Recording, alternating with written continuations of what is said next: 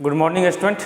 तो पिछले क्लास में जो फर्स्ट लॉ था Newton's first law of motion वो देखे थे, ठीक है। तो आज उससे आगे बढ़ेंगे, ठीक है। और ये देखे थे कि फर्स्ट लॉ ऑफ मोशन में क्या था कि कोई भी बॉडी अगर रेस्ट में है तो वो रेस्ट में रहेगा, और अगर यूनिफॉर्म मोशन में है तो यूनिफॉर्म मोशन में रहेगा जब तक कि उस पर कोई एक्सटर्नल फोर्स ना लगे, मतलब कोई जब तक कि उस पर कोई अनबैलेंस्ड फोर्स ना लगे। मतलब किसी भी बॉडी में एक्सीलरेशन तभी आएगा जब अनबैलेंस्ड फोर्स या एक्सटर्नल फोर्स लगेगा, ठीक है। चलिए, सेकेंड लॉ पढ़ने से पहले एक छोटा सा टॉपिक है लीनियर मोमेंटम। तो हेडिंग डालेंगे लीनियर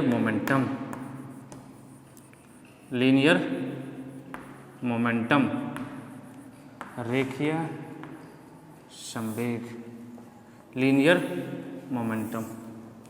तो सबसे पहले लीनियर मोमेंटम का डेफिनेशन लिख लेते हैं, फिर समझेंगे आगे। Product of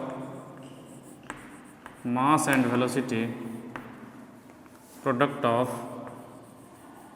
mass and velocity of a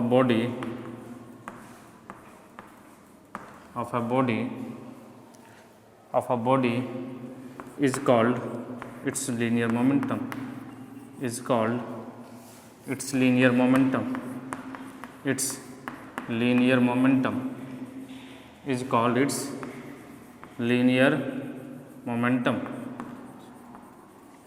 तो सीधा सीधा बोला गया है कि मोमेंटम जो हो जाएगा, जो लीनियर मोमेंटम हो जाएगा, ठीक है। मोमेंटम दो तरह का होता है, एक लीनियर मोमेंटम, एक angular momentum.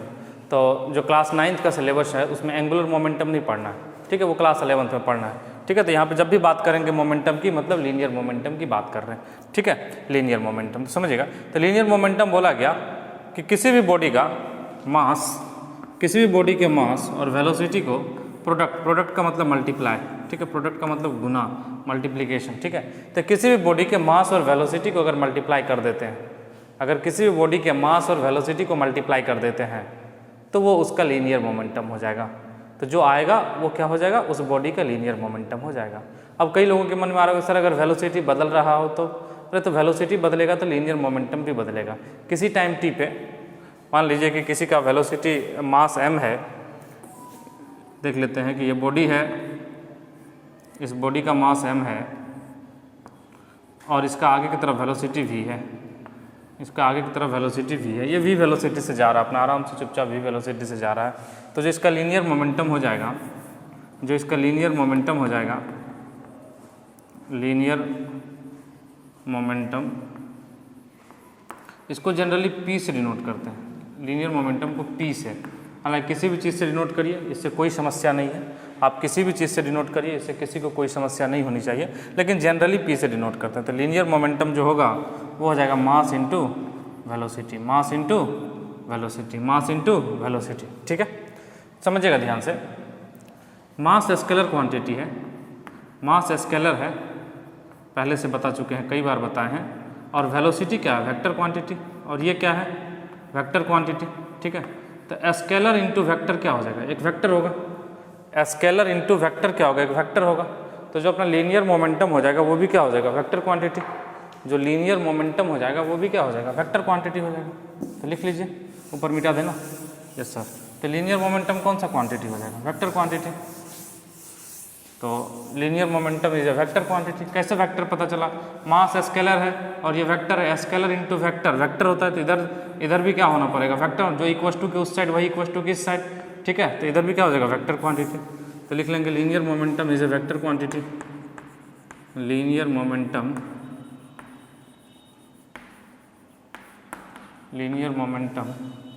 Is a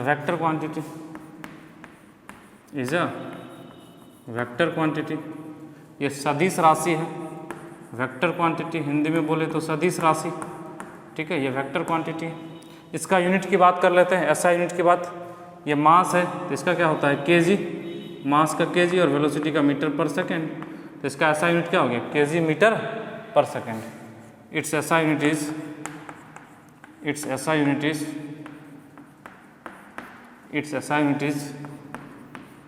KG metre पर सेकेंड, केजी मीटर पर सेकेंड। जनरली इसको पी से डिनोट करते हैं, ठीक है।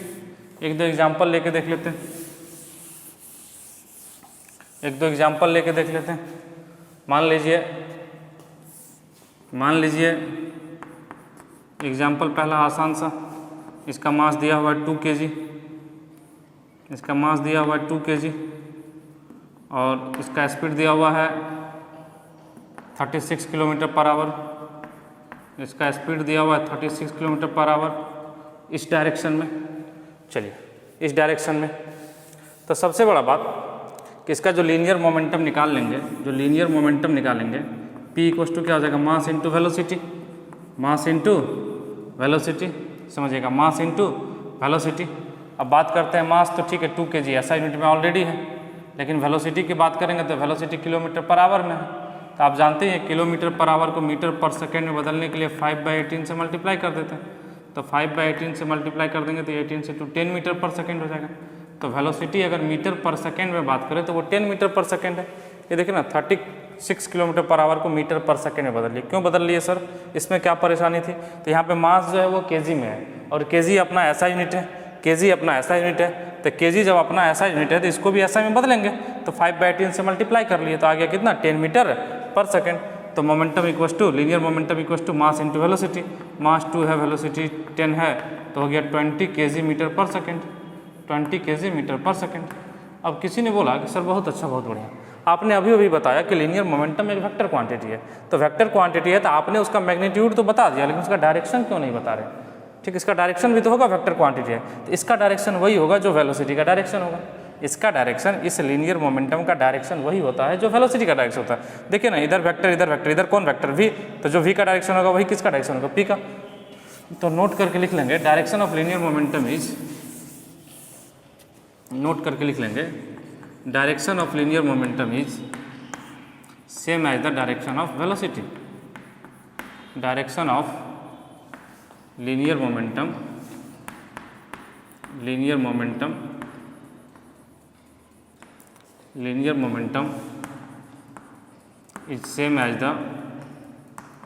is same as the direction of velocity, same as the direction of velocity। मतलब इसका डायरेक्शन वही होगा जो वेलोसिटी का डायरेक्शन होगा। तो यहाँ पे अगर लीनियर मोमेंटम का डायरेक्शन पूछ दे, कहाँ गया, हाँ, यहाँ पे अगर लीनियर मोमेंटम का डायरेक्शन पूछ दे तो इधर की तरफ होगा, p का डायरेक्शन इधर होगा, क्योंकि वेलोसिटी का भी डायरेक्शन इधर है, तो p का भी डायरेक्शन इधर होगा, लीनियर मोमेंटम का भी डायरेक्शन इधर होगा। मतलब जिस डायरेक्शन में वेलोसिटी होगा उसी डायरेक्शन में लीनियर मोमेंटम होगा। चलिए इसको लिख लीजिए जल्दी से, इसको लिख लीजिए जल्दी से, लिख लीजिए,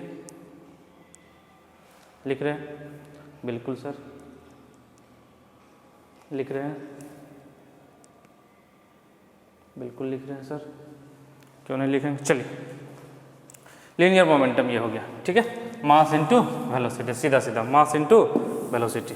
चलिए अब आते हैं न्यूटन सेकेंड लॉ पे, Newton's second law of motion, ठीक है, Newton second law of motion, ठीक है। तो हेडिंग डाल लेंगे Newton second law of motion, Newton's second law of motion, Newton second law of motion, समझिएगा, Newton second law of motion, ठीक है। पहला लॉ कल पढ़ चुके थे, पहला लॉ में कोई कैलकुलेशन नहीं है, कोई मैथमेटिकल चीज़ नहीं है, ठीक है, कोई रिलेशंस नहीं है, बस उसमें इतना बताया गया था कि अगर बॉडी रेस्ट में है या यूनिफॉर्म मोशन में है तो नेट एक्सटर्नल फोर्स जीरो है। मतलब अगर बॉडी यूनिफॉर्म मोशन में है या रेस्ट में है, ठीक है, तो उसका एक्सीलरेशन जीरो है और एक्सीलरेशन जीरो है तो नेट फोर्स जीरो है, ठीक है। तो ये जो है एक तरह से आप देखेंगे ना तो ये रिलेशन एस्टेब्लिश करता है, ये रिलेशन एस्टेब्लिश करता है फोर्स और एक्सीलरेशन के बीच, फोर्स और एक्सीलरेशन के बीच। तो न्यूटन सेकेंड लॉ ये है कि rate of change of linear momentum, rate of change of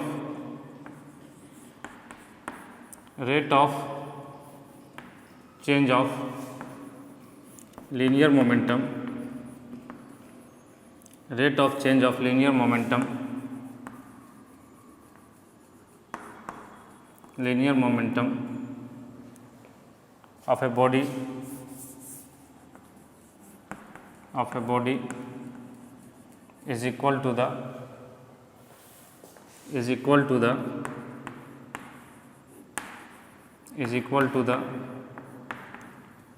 external force applied on it is equal to the net external force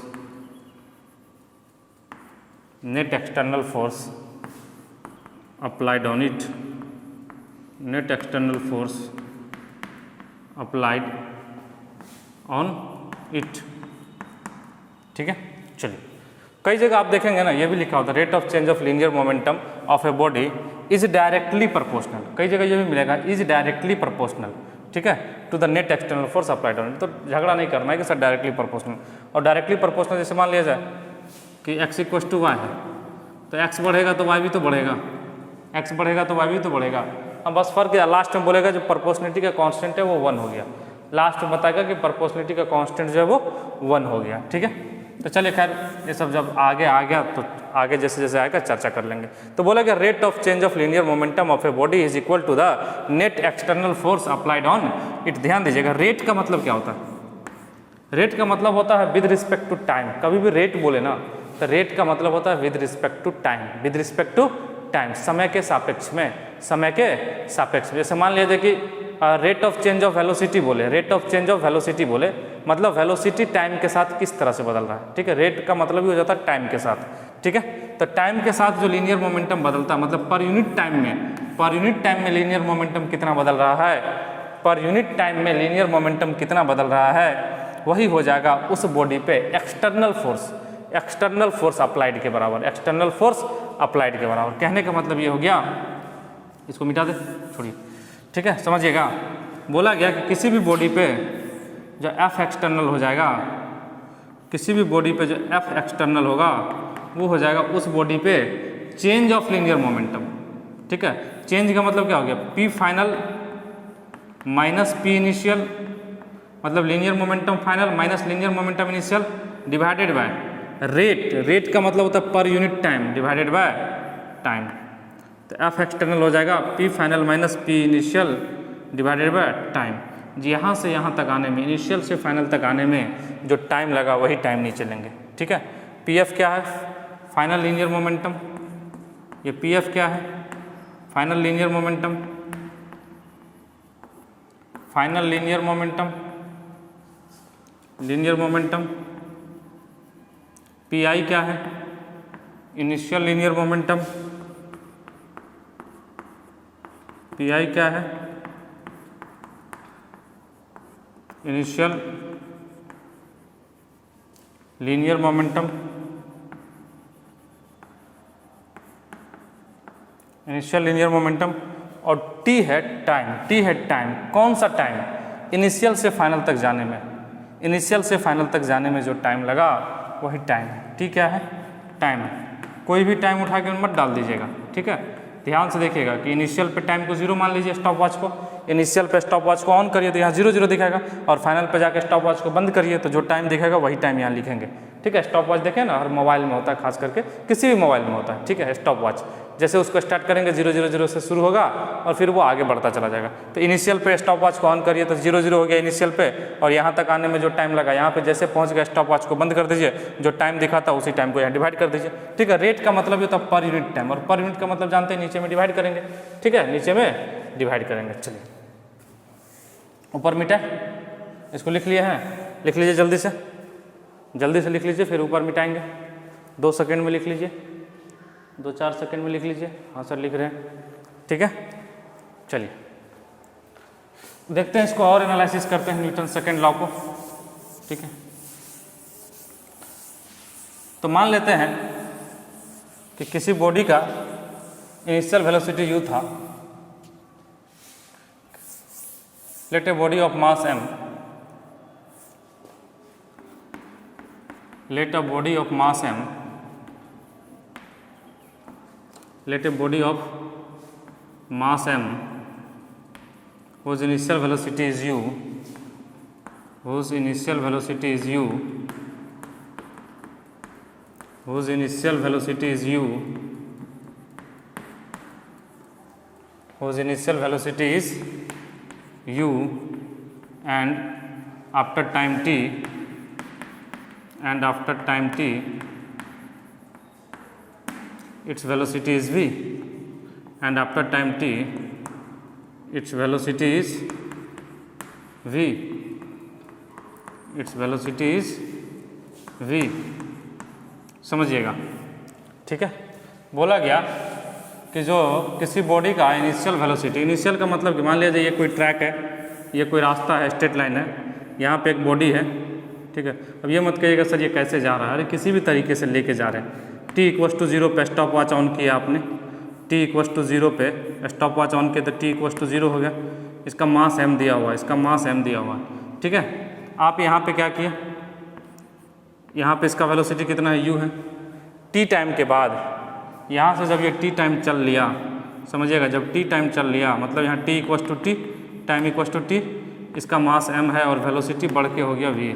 बढ़ के या घट के जो भी होना है होते रहे, कोई दिक्कत नहीं है, ठीक है। बढ़ के भी हो सकता है, घट के भी हो सकता है, इसमें कोई समस्या नहीं है। अगर इसमें एक्सेलरेशन होगा तो वेलोसिटी बढ़ेगा, और अगर डी एक्सीलरेशन या रिटार्डेशन होगा तो वेलोसिटी घटेगा, कोई समस्या नहीं है। ये t=t है, ठीक है, समझ में तो आ ही रहा होगा, ठीक है। टाइम t है, ठीक है। तो t=0 पे यहाँ स्टॉप वॉच किए, स्टॉप वॉच ऑन किए, यहाँ t=t पे देखे तो अपना जो मास था, जो बॉडी था, उसका वेलोसिटी भी हो गया।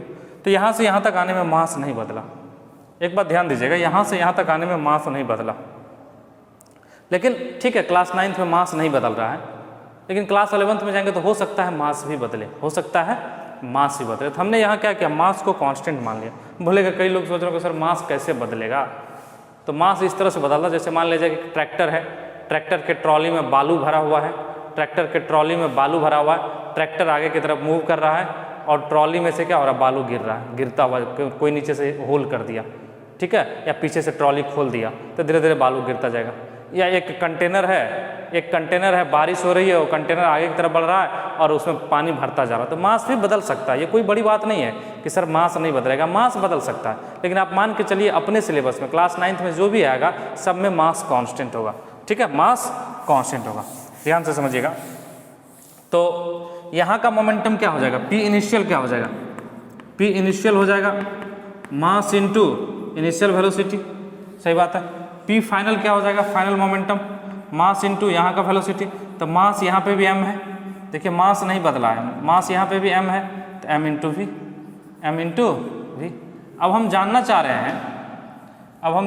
हैं, कि इस बॉडी का जो वेलोसिटी चेंज हुआ तो अपने आप तो हुआ नहीं होगा, कोई सुपर शक्ति तो आया नहीं होगा जो चेंज कर दिया, मतलब कोई ना कोई इस पर फोर्स लगा, और अगर सुपर पावर भी कोई आया होगा तो इसका मतलब कोई ना कोई इस पर फोर्स लगा, उसके बाद ही वेलोसिटी चेंज होगा।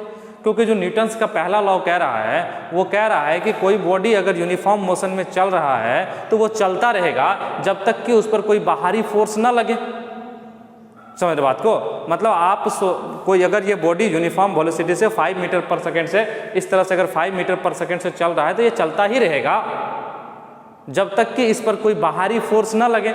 लेकिन यहाँ पे क्या हुआ, यहाँ पे वेलोसिटी u था और कुछ दूर चलने के बाद, कुछ समय चलने के बाद इसका वेलोसिटी v हो गया, मतलब इसका वेलोसिटी बदल रहा है, और वेलोसिटी बदल रहा है तो 100% इस पर कोई ना कोई फोर्स लगा रहा है, भले हमको नहीं दिख रहा हो लेकिन कोई ना कोई तो फोर्स लगा रहा है जिसके वजह से वेलोसिटी बदल रहा है, क्योंकि बिना फोर्स का तो वेलोसिटी बदल ही नहीं सकता है। न्यूटन ने अपने पहले नियम में कहा कि अगर कोई बॉडी यूनिफॉर्म मोशन से चल रहा है तो वो चलता रहेगा यूनिफॉर्म मोशन से जब तक कि उस पर कोई बाहरी फोर्स ना लगे। और यहाँ पे हम देख रहे हैं कि वेलोसिटी बदल गया, u से v हो गया, मतलब बाहरी फोर्स तो लगा है। तो सेकेंड लॉ यही बताता है कि जो बाहरी फोर्स लगा है वो कितना लगा है, मतलब ये कैलकुलेशन ऑफ एक्सटर्नल फोर्स है। पहला लॉ ने तो ये बता दिया कि बाहरी फोर्स लगेगा, अगर वेलोसिटी बदल रहा है तो बाहरी फोर्स लगेगा, लेकिन पहला लॉ ने ये नहीं बताया कि कितना फोर्स लगेगा।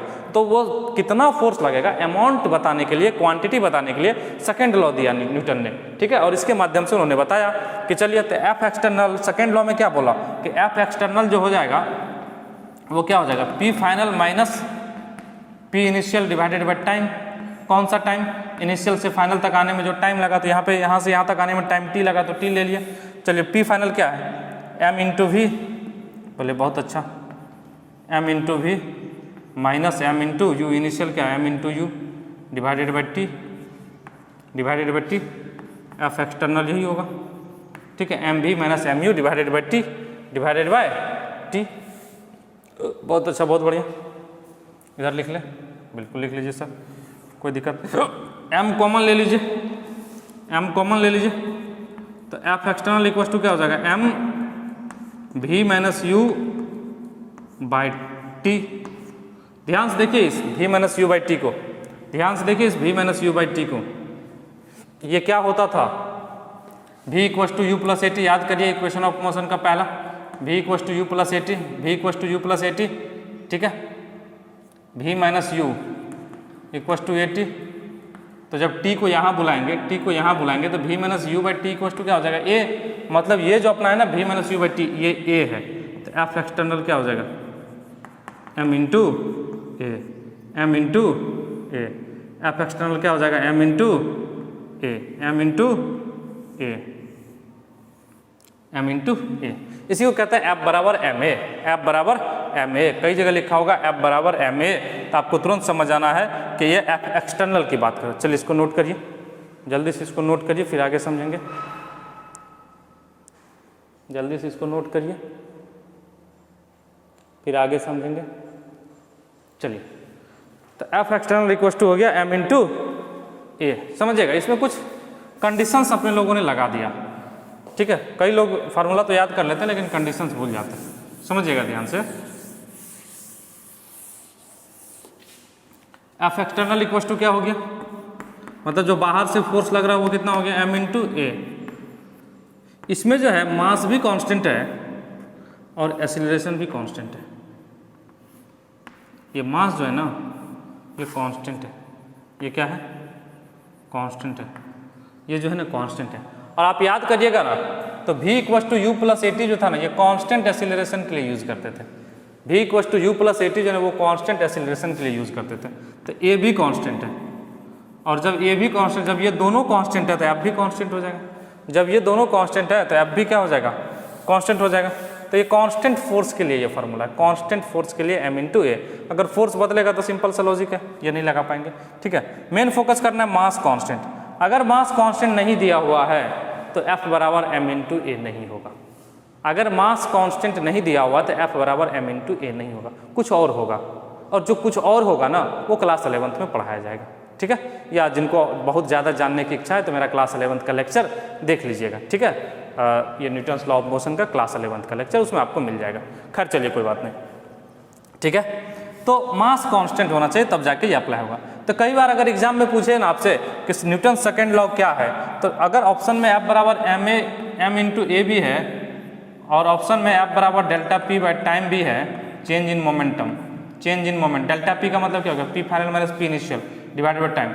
अगर डेल्टा पी बाई टाइम है तो इसको टिक करेंगे, इसको टिक नहीं करेंगे, क्योंकि ये एक स्पेशल कंडीशंस के लिए हो गया जब मास कांस्टेंट हो तब, ठीक है। तो F बराबर डेल्टा पी बाई टाइम, ठीक है, rate of change of momentum, linear moment. देखिए डेल्टा पी का मतलब होता है चेंज इन मोमेंटम, मतलब P final minus P initial. चलिए इसको लिख लिए, यस सर लिख लिए। एक दो छोटे छोटे क्वेश्चन करेंगे, बिल्कुल करेंगे, ठीक है।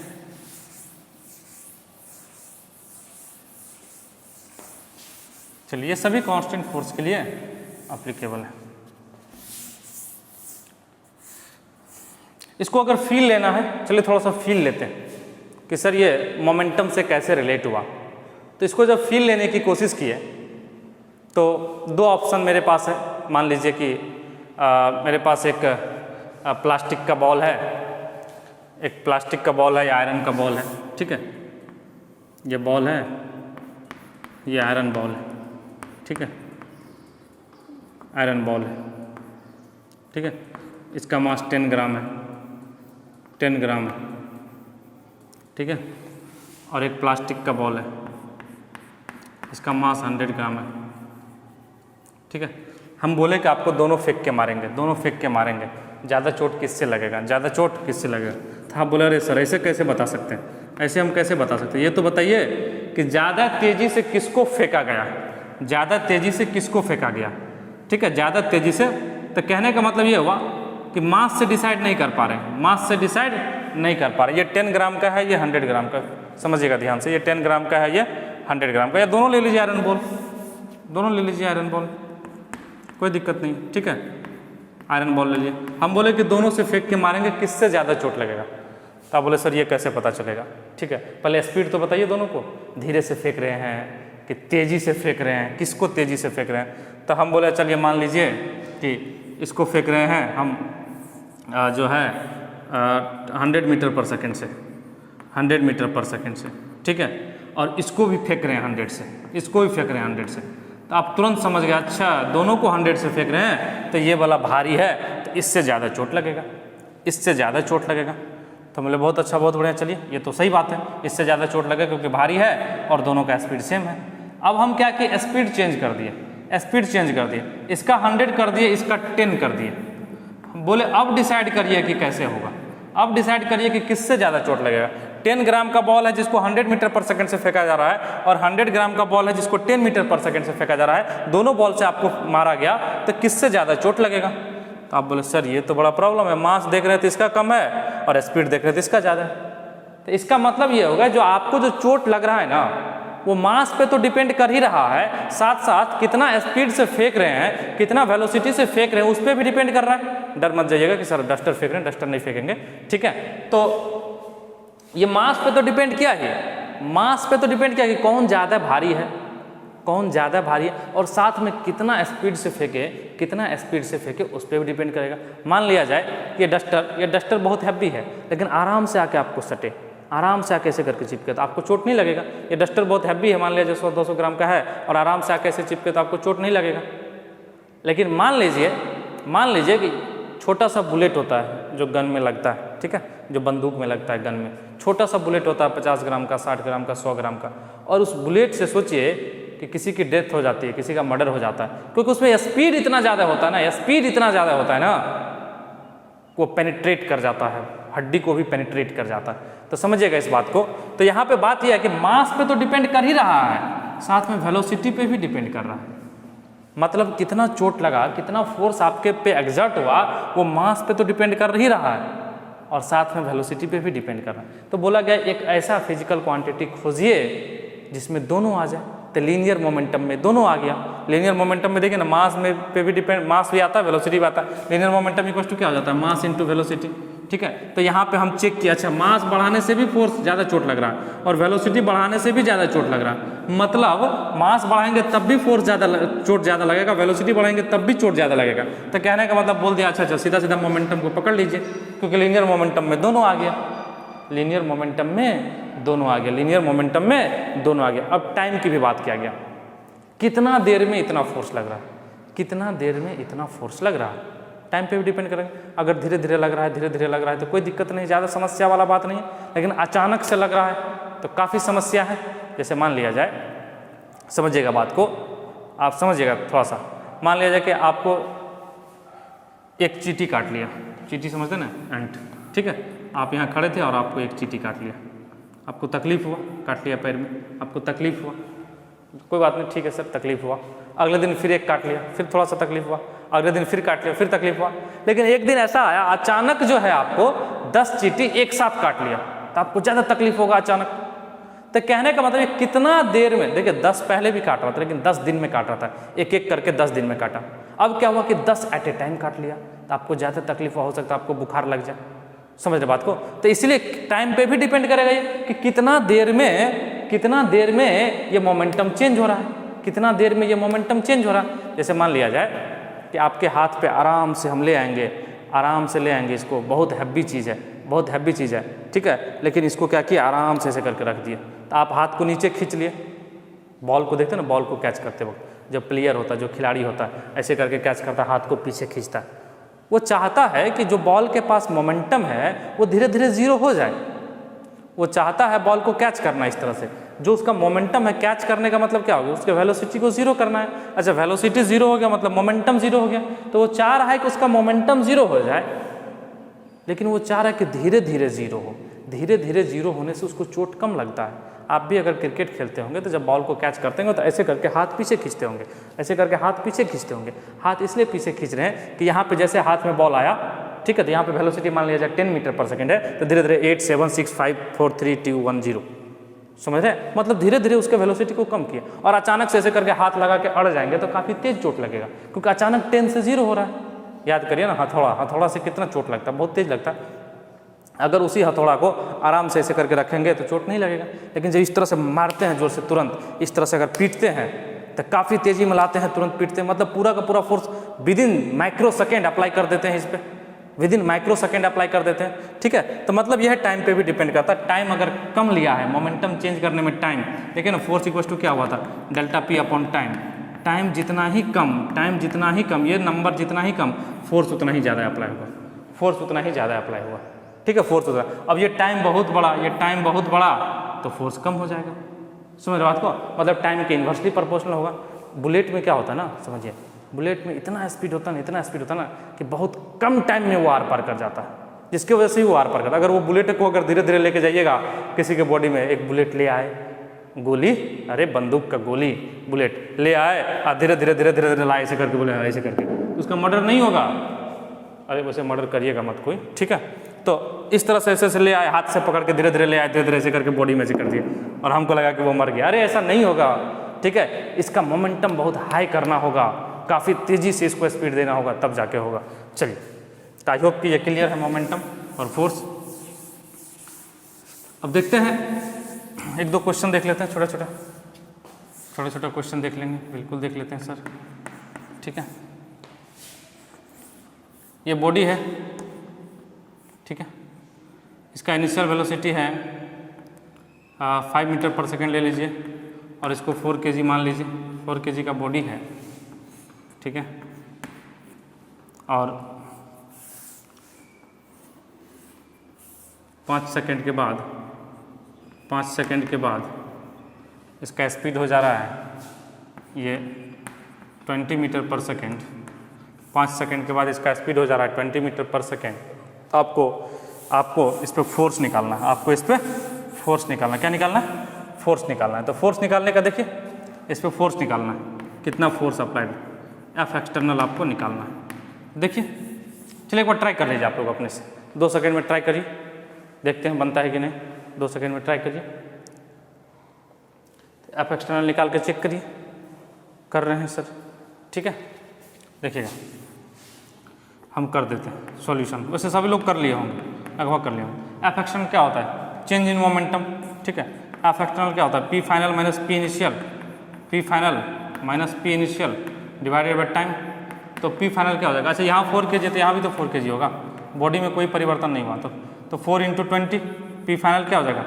4 × 20 minus 4 × 20 minus initial 4 × 5 divided by time. कितना लगाया? 5 सेकेंड, ठीक है। यहाँ से यहाँ तक 5 से 20 मीटर पर सेकेंड होने में टाइम कितना लगाया? ठीक है, 5 सेकेंड लगाया। तो 4 × 20 माइनस 4 × 5 डिवाइडेड बाय 5, ये 5 है।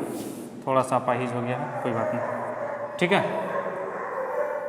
कह रहा होगा सर को 5 भी लिखने नहीं आता, कोई बात नहीं। तो ये हो गया 80 माइनस 20, 80 माइनस 20 कितना हो गया? 60 डिवाइडेड बाय 5, तो कितना हो गया? 12 न्यूटन, ठीक है, 12 न्यूटन। फोर्स का ऐसा यूनिट बता चुके हैं पहला ही क्लास में, केजी, पहला लेक्चर में ही, ठीक है। मतलब कल केजी मीटर पर सेकेंड स्क्वायर या न्यूटन होता है।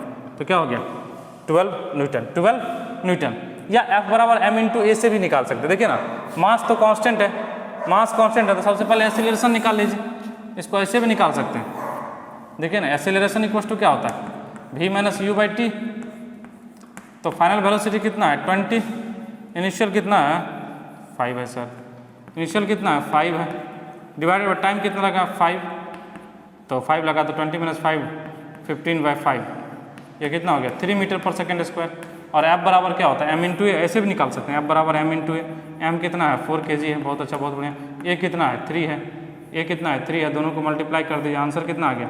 12 मीटर पर सेकेंड, सॉरी 12 न्यूटन। F कितना आ गया? 12 न्यूटन। kg मीटर पर सेकेंड स्क्वायर से लिखने का अच्छा है, 12 न्यूटन लिख लीजिए। चलिए, इसको लिख लिए। आई होप कि आप सभी लोगों को न्यूटन सेकेंड लॉ समझ में आया होगा। तो आज के इस लेक्चर में इतना ही, फिर मिलते हैं नेक्स्ट लेक्चर में। आप लोगों ने जो जीवन का बेशकीमती समय दिया, इसके लिए बहुत बहुत धन्यवाद।